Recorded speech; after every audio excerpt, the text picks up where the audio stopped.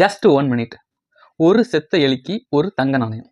ஒரு ஊர்ல எலி தொல்லை ரொம்ப தாங்க முடியாம ஊர் மக்கள் எல்லாரும் சேர்ந்து ராஜாட்ட போய், ராஜா எங்க எலியில இருந்து எங்கடா காப்பாத்துங்க, ஊர் ஃபுல்லா எலி தொல்லை அதிகமா இருக்கு அப்படின்னு சொல்லிட்டாங்களாம்.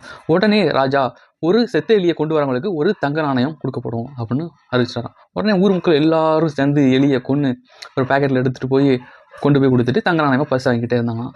அதனால அரண்மனை ஃபுல்லா ஒரே துர்நாற்றம் ஏற்பட்டு, எலி கொண்டு வரணும்னா எலி வாழை மட்டும் கொண்டு வாங்க, கொண்டு ஒரு எலி வாழை கொடுத்துட்டு ஒரு தங்க நாணயத்தை நீங்க வாங்கிட்டு போங்க அப்படின்னு ராஜா அறிவிச்சிட்டாராம்.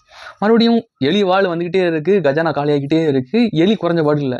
என்னடா இது வம்பா போச்சே அப்படின்னு சொல்லிட்டு ராஜா ஒற்றர்கள் மூலமா ரொம்ப விசாரிச்சு பார்த்தாங்க, எதனால எலி குறைய மாட்டேங்குது அப்படின்னு.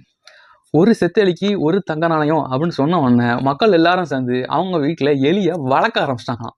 அவங்க எலியை வளர்த்து ஒவ்வொரு நாளைக்கும் எலியை கொண்டு தங்க நாணயத்தை பெற ஆரம்பிச்சிட்டாங்களாம். Bye friends.